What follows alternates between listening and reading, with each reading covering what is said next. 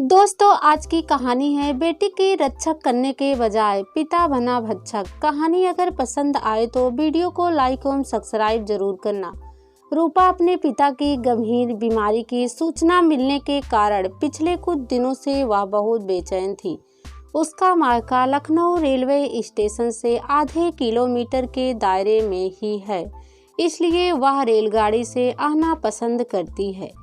Station के बाहर छोटा भाई रूपा को लेने आया था। दोनों की बातें शुरू हो भी नहीं पाती कि वे घर पहुंच जाते हैं। रूपा को देखते ही रूपा के पापा खिल उठे। अरे, इतना भागदौड़ करने की क्या जरूरत थी? मैं अब ठीक हो गया हूँ। जरूर मुकेश ने तुझे उल्टा सीधा फोन पर कहा होगा। पिताजी ने अपने पास बैठी रूपा के सिर पर हाथ फेरते हुए कहा। मैंने ऐसा कुछ नहीं कहा पापा। ये खुद लखनऊ आने के बहाने ढूंढती रहती है ताकि काम ना करना पड़े। कामचोर मुकेश ने रूपा की चोटी खींची। रूपा ने पलटकर मुक्का जड़ते हुए कहा, अपनी बात कर रहा है ना कामचोर? स्टेशन पर लेने जो आना पड़ता है, यही सब करने आई है क्या रूपा? माँ अंदर से हाथ में चाय और नाश्ता लेकर आते हुए बोली। तो ठीक है, मैं वापस जा रही हूँ, अभी ऑटो को बुलाती हूँ। रूपा तुनक उठी। अरे, कैसी बातें करती है तू? शादी हो गई पर बचपना नहीं गया तेरा। माँ हंस रही थी। जा हाथ मुंह धो ले जल्दी से। ये गरम समोसे और कचौड़ी तेरे पसंद के हलवाई से मंगाई है। रात सोते समय यही सब बातें सोचते हुए उसकी आंख लग गई। सुबह देर से उठी, किसी ने उसे उठाया भी नहीं। आंगन में मेहरी बर्तन धो रही थी। उसके उठने से पहले ही घर की सफाई भी हो चुकी थी। रूपा, तेरी चाय। सुबह से 3 बार की चाय बन गई और तू अब उठी है। तेरी तबीयत तो ठीक है ना? माँ के सुर में चिंता भी थी और उत्सुकता भी। उसके विवाह को 3 साल हो चुके हैं और अब जाकर उसके दिन चढ़े थे, जिसे उसकी माँ की अनुभवी आंखें ताड़ चुकी थी।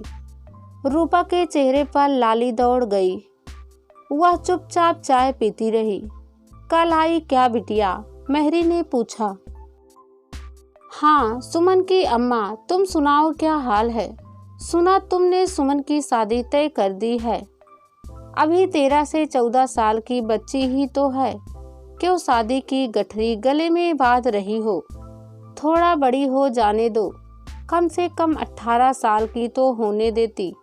रूपा चाय सूड़ते हुए बोली। अब क्या बताएं बिटिया, उसके बाबा की बुरी नजर है उस पर। कब तक बचा कर रख पाएंगे? इससे अच्छा है कि इसका कहीं ब्याह हो जाए तो हम भी बाकी जिंदगी चैन से रहे। बाबा कौन? तुम्हारा आदमी, सुमन का बाप? हाँ, वह सुमन का बाप नहीं है। सुमन का बाप तो मेरा पहला मर्द था। यह दूसरा मर्द है। नहीं, तीसरा। पहला छोड़ गवा रहे, दूसरा मर गवा। यह तीसरा है। रिक्शा चलाता है, अब साथे में रहने लगा है। पहले 3 से 4 साल ठीक रहा, अब बहुत शराब पीता है और सुमन पे भी बुरी नीयत रखता है। क्या करे बताओ बिटिया? सुमन को साथ में लेकर घूमते हैं। स्कूल छुड़ाकर अपने साथ काम पर लगा लिया है। अभी बाहर झाड़ू लगा रही है। अगले महीने ब्याह देंगे। रूपा चुप हो गई। अब क्या कहे? जहाँ रक्षक ही भक्षक बन जाए। गोरी चिट्टी, दुबली तीखे नए नक्श, भूरे बालों की बधी चोटी और अपने से बड़े साइज के काले छींटेदार सलवार कुर्ते में भी गजब ढा रही थी सुमन। उसकी अम्मा तो एकदम काली। इन दोनों को माँ बेटी कोई मेल नहीं था। मुझे हमेशा से शक था कि यह पहले गणेशगंज के जिस अस्पताल में सफाई का काम करती थी, जरूर वहीं से चुरा कर लाई है। तभी से पुराना मोहल्ला छोड़कर यहाँ बस गई है। हर साल कितने ही बच्चे अपहरण कर लिए जाते हैं। अस्पतालों से भी चोरी हो जाते हैं। रूपा ने कहा, आज दिन भर यहीं रुक जा, शाम को बाजार से तेरे लिए कपड़े दिला दूंगी। तेरी शादी है ना अगले महीने, कुछ मतलब भी पता है शादी का? हाँ, नया गहना कपड़ा मिलेगा। सुमन अपनी आंखों को फैलाकर बोली। एक मासूम मुस्कुराहट उसके होठों पर खिल गई। वहाँ ससुराल में काम भी तो करना पड़ेगा, रूपा ने डराना चाहा। यहाँ 10 घर में करते हैं, वहाँ तो एक घर का ही काम होगा। सुमन निश्चिंत होकर बोली, तेरे आदमी क्या काम करते हैं? ट्रक ड्राइवर हैं, 2 बच्चे भी हैं उसके। पहली बीबी मर गई है, घर में बुढ़िया भी है।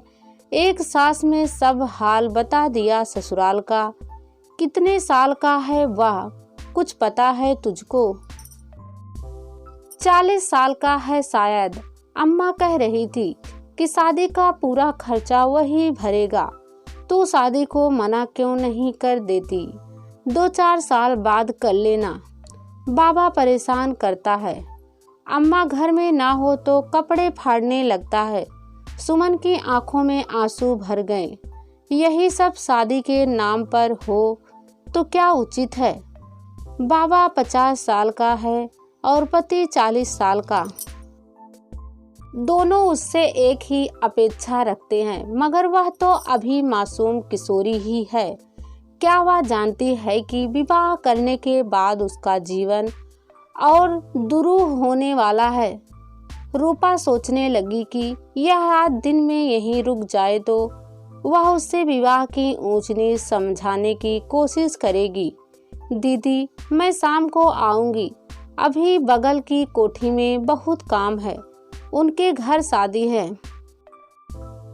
बोली है कि पूरे महीने मन लगाकर काम करोगी तो चांदी की पायल दूंगी इनाम में। यह कहकर सुमन चली गई। रूपा सवालों में उलझकर रह गई। क्या महीना भर दिन रात काम लेकर पायल पकड़ा देना शोषण नहीं है? 8 घंटे के हिसाब से 150 रुपये लगाओ तो 30 दिन के 4,500 रुपये हुए। 1,000 से 1,500 की पायल पकड़ाकर उस पर एहसान करेगी। रूपा बेटा, फ्रेश हो जाओ, दामाद जी भी आते होंगे, शाम को तुझे वापस भी जाना है ना? माँ एक बार फिर से उसके पास आकर खड़ी हो गई। उसने घड़ी देखी, सुबह के 10 बजे थे। वह चुपचाप स्नान घर को बढ़ गई। रूपा कानपुर चली गई और उसका इस बीच लखनऊ आना संभव ना हो पाया। उसका स्वास्थ्य भी कुछ ढीला चल रहा था। आजकल उसकी दिलचस्पी एक भिखारी लड़की में बढ़ गई थी, जो हर शनिवार को तेल की बाल्टी ले उसके दरवाजे पर खड़ी हो जाती थी। उसकी उम्र 11 से 12 वर्ष की होगी। रूपा उसे बिठा लेती, अपने सामने खाना खिलाती, कभी कपड़े चप्पल भी पकड़ाती। जिस दिन वह न आती, रूपा को उल्टे सीधे ख्याल आते। अब वह भिखारिन भी आकर उसके बरामदे में निश्चिंत होकर सो भी जाती, फिर नींद खुलने पर आगे बढ़ जाती। रूपा ने एक दिन उसके मन की चाह लेने को पूछा, स्कूल में पढ़ना चाहती हो? अम्मा से पूछकर बताऊंगी। कहाँ रहती हो? गंदे नाले के बगल की बस्ती में। और कौन है घर में? अम्मा है और 2 भाई भी हैं। 2-3 महीना ना रही, फिर एक दिन प्रकट हो गई। बार बार अपना दुपट्टा पेट पर डालते हुए उसकी हरकतों पर रूपा को शक हो गया। कुछ गलत काम की हो क्या? वह फपक पड़ी। किसने किया? पुलिस में चलोगी? अनाथालय में रहोगी? रूपा घबरा उठी। अम्मा से पूछूंगी, ठीक है। कल तुम अपनी अम्मा को लेकर ही आना। तब तक मैं 2-4 जगह बात करके रखती हूँ। तुम्हें घबराने और डरने की कोई ज़रूरत नहीं है। दिन, हफ्ते, महीने गुजर गए, मगर वह ना आई। रूपा भी अपने मायके चली गई। उसका बेटा भी अब 3 महीने का हो गया था। रूपा कानपुर वापस लौटने की तैयारी में लग गई। इधर हफ्ते भर से सुमन की अम्मा भी काम पर नहीं आई थी। 2 दिन के काम से मोहलत लेकर सुमन से मिलने उसके ससुराल गई थी, मगर हफ्ते भर से ऊपर हो गया था, अब तक नहीं लौटी। अच्छा माँ, यह सुमन का ससुराल कैसा है? मेरा मतलब है कि पैसा टका कुछ पास में है उन लोगों के, या यहाँ से भी गए बीते हाल हैं? यहाँ से तो ज़्यादा ही संपन्न है उसका ससुराल। लड़की के लिए गहने तो सभी लाते हैं, मगर वह तो सोने की अंगूठी और चैन सुमन की अम्मा को भी दे गए।